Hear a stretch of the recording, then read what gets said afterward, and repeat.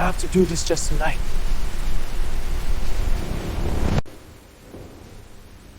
It's just money. No one will know.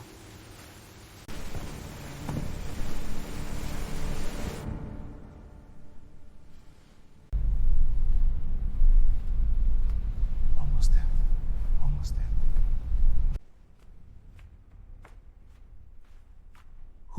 Who's there? A desperate thief thought he could take from a church during Lent, but what he found inside would change his life forever. Hit like, subscribe, and stay with us because you won't want to miss a single second of his story. Emeka had never felt this weight before. Not the rain, not his debts, not even fear itself. Tonight, desperation pushed him to cross a line he never imagined. Emeka's hands were shaking as he held the crumpled note. Bills, threats, his mother's cough echoing in his ears. Every step outside felt heavier than the rain falling over his head. He had never felt this alone. Hunger gnawed at him, and for the first time, desperation whispered louder than his conscience. This is the only way, he muttered, more to himself than to anyone else. I have to do this. He walked faster, puddles splashing under his worn shoes. Ahead, the church loomed, silent, imposing, almost sacred. And yet, in his mind, it was just another obstacle, another chance to survive the night. He paused, fists clenched. The door was locked, the windows too high for anyone ordinary. But ordinary was gone. He was not ordinary anymore. He was desperate. He remembered the words of his friend. Emeka, churches, they collect money every Sunday. No one ever checks what's left overnight. Maybe tonight your problem ends. I can't, he whispered, but the words died in his throat. The thought of his mother, weak and coughing, crushed him. Could he really leave her to suffer when a small risk might save her? He shook his head. It's just tonight, he promised himself. He climbed the side wall, gripping the wet wooden frame of his side window. Rain slicked his hands, and he slipped once, heart pounding in his chest. Finally, he hoisted himself inside, landing silently on the cold stone floor. He froze, listening, only the sound of dripping water and the distant rumble of thunder. The church was quiet. Empty pews stretched out before him, the altar bathed in soft golden light. Candle flames flickered, casting shadows that danced across the walls. Emeka's chest heaved as he crept toward the offering box. Every nerve screamed to turn back, but every step forward felt like a step closer to saving his mother. And then he heard it, a faint noise, a shuffle, a whisper of movement near the altar. Emeka froze, eyes wide. "Who's there?" he whispered, voice trembling. No answer, only the echo of his own fear. Shadows shifted, dancing in the candlelight, and he pressed himself against the pews, heart hammering. "Stay calm. Just grab the money and go," he muttered to himself. But he couldn't. There was something in the air, heavy and strange, that made his stomach twist. Something told him this night wouldn't be like any other he had faced. Suddenly, a voice broke the silence. Calm, steady, gentle. "Why are you here, my son?" Emeka jumped. He turned, hands raised instinctively. From the shadows, an elderly priest stepped forward. His robes swayed in the candlelight, and in his eyes was not anger, but understanding. He stammered. I'm sorry, I just... The priest held up a hand. "It's okay. Sit with me for a moment. Tell me your story." Emeka froze, disbelief rooting him to the floor. Sit? Tell him? This was a man he could steal from. He could run. He could escape and never look back. But the priest's eyes, full of calm patience, made his legs betray him. He sank to the floor, shoulders trembling. "My mother, she's sick. I've got bills I can't pay. They'll take the house. I don't know what to do." His voice broke, tears mingling with the rain still dripping from his hair. The priest nodded slowly. "I see. You carry a heavy burden. But tell me, have you considered what you are about to do and what it might cost your soul?" Emeka looked down. I just want to survive, just for tonight, that's all. I didn't think. The priest leaned back, his gaze soft. Survival is important, but there are ways to survive that don't steal from the heart of others. Come, look here. He pointed to a wooden box near the altar, worn with age. Emeka shook his head. No, I shouldn't. Open it, the priest urged gently. Look at the prayers of those who came before you. See their hopes, their fears. You are not alone in your suffering. With trembling hands, Emeka lifted the lid. Inside were letters, folded and yellowed, prayers, confessions, cries for help. He picked one at random, his hands shaking. It was a mother's prayer, and his stomach dropped. He recognized his mother's handwriting. She had been praying for him every week, asking for his safety, his guidance, his return to the right path. Emeka sank to his knees, hot tears streaming down his face. I didn't know, he whispered. The priest sat beside him. Lent is a season of reflection, of returning to what is good. You came here thinking only of what you could take, but sometimes what you find is what you need to give yourself. Before Emeka could respond, the sharp sound of shattering glass echoed through the church. Police officers burst in, flashlights cutting through the darkness. Step away from the altar, one shouted. Emeka froze, hands trembling. The priest raised his hand. He does not come to steal tonight, he said quietly but firmly. The officers exchanged glances. Father, he broke in, he's a criminal. Perhaps, the priest said, but tonight he is lost, and lost souls sometimes need guidance, not punishment. The senior officer hesitated, then finally nodded. All right, but if we see you here again causing trouble, you're coming with us. The doors slammed shut. Silence returned. Emeka collapsed against a pew, overwhelmed, shaking, and feeling something he had not felt in years. Hope. Why did you protect me? He asked the priest, voice barely above a whisper. Because someone once gave me the same chance, the priest replied softly. And tonight, it is your turn to choose. Emeka looked at the letters in the wooden box, the prayers, the hope, the possibility of redemption. His fingers traced the folds of the paper as he realized survival was no longer just about money. It was about his life, his choices, and the chance to change. Emeka sat frozen on the pew, the letters trembling in his hands. The rain still beat against the windows, but inside the church, a different storm raged, one of guilt, fear, and awakening. He could barely breathe, the weight of what he had almost done pressing down on him like the cold stone beneath him. Father, he began, voice barely a whisper. I don't even know where to start. Start anywhere, the priest said softly, but speak the truth. Don't hide it from yourself. Emeka's voice cracked as he looked at the floor. I've done nothing right for months. Every attempt to fix things fails. And now I came here thinking if I could just take, maybe I could survive, maybe I could save my mother. The priest leaned forward, eyes gentle but piercing. And yet, here you are, seeing more than just coins and bills. You're seeing the prayers of people who hope for a better tomorrow, even your own mother. Do you understand why? Emeka swallowed hard. He wanted to run, he wanted to vanish into the rain outside, but the truth settled heavy in his chest, heavier than fear. I think so, he admitted. But why? Why show me this? Why not call the police or stop me?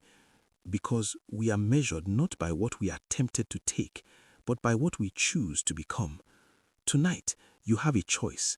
You can continue down the path of desperation, or you can find another way. Emeka stared at the wooden box, at the folded letters, at the flickering candlelight. He thought of the nights he had spent hiding from debt collectors, of the nights his mother's cough had kept him awake, of every time he had wished for a miracle he didn't believe would come. I don't know if I deserve this, he murmured finally, voice breaking. I don't know if I deserve a second chance. The priest placed a steady hand on his shoulder. Deserving it isn't the point. Choosing it is. For what felt like hours, Emeka remained silent, the storm outside mirrored by the storm within him. He remembered the first time he had truly prayed, years ago as a child, hands clasped tightly, eyes closed, hoping for safety, for guidance. That memory came rushing back, bittersweet and fragile, and with it, a pang of regret. "Father, I need help," Emeka whispered finally. The priest nodded, a quiet smile forming. "Then begin, here, now.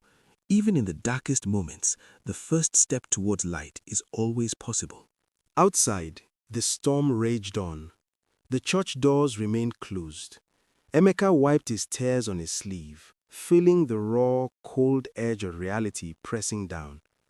But he also felt something else, a fragile hope, a sliver of possibility. I can't undo everything," he said, almost to himself. "But maybe I can start."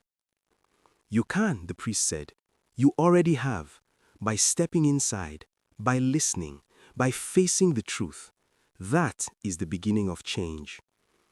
Emeka rose to his feet.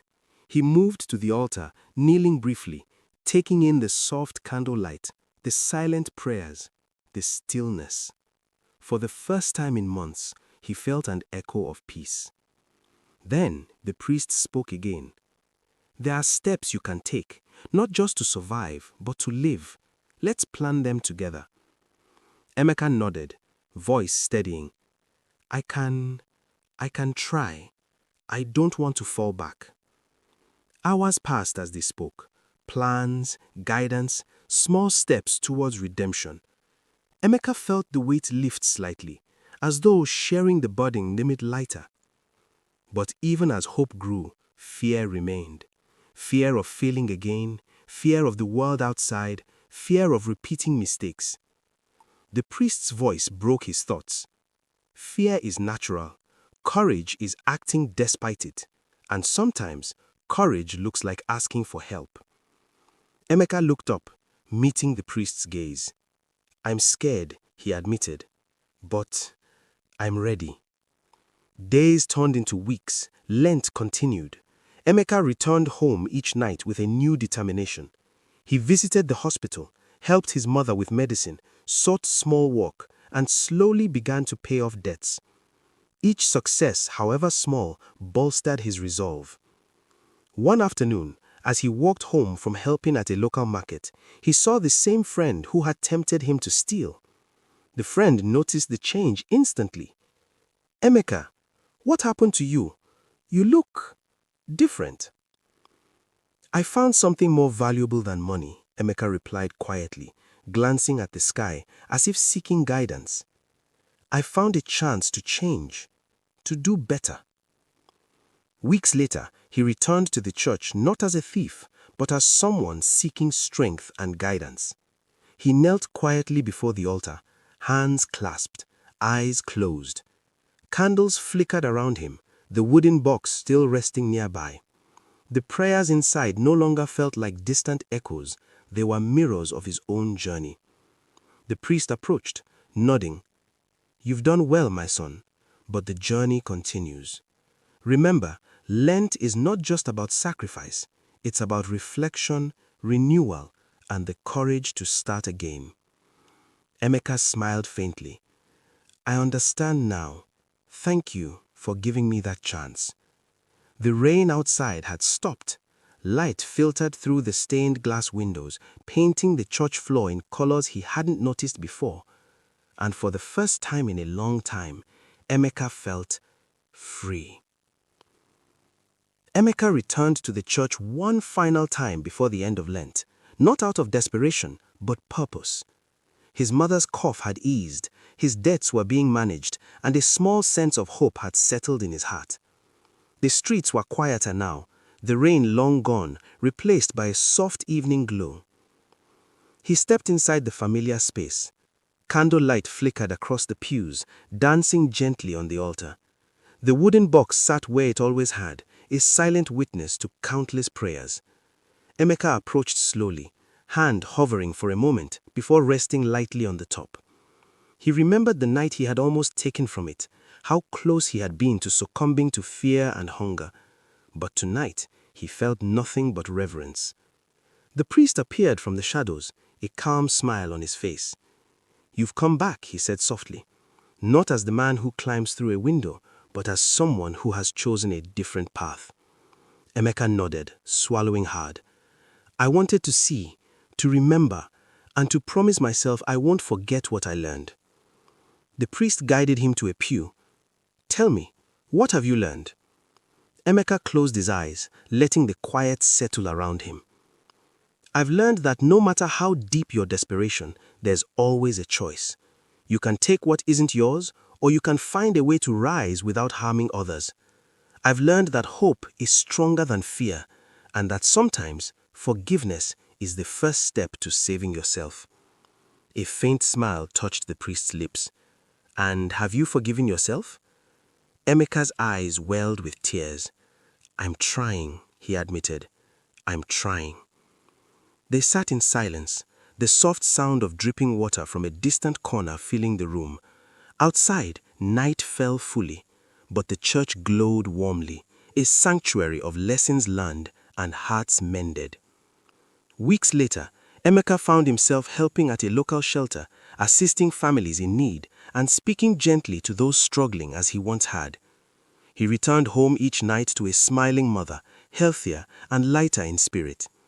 And though the memory of that desperate night lingered, it no longer haunted him.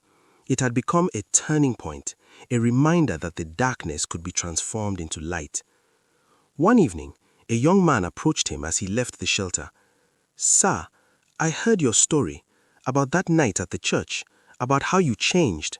Can you help me? I feel lost, like I don't know what's right anymore.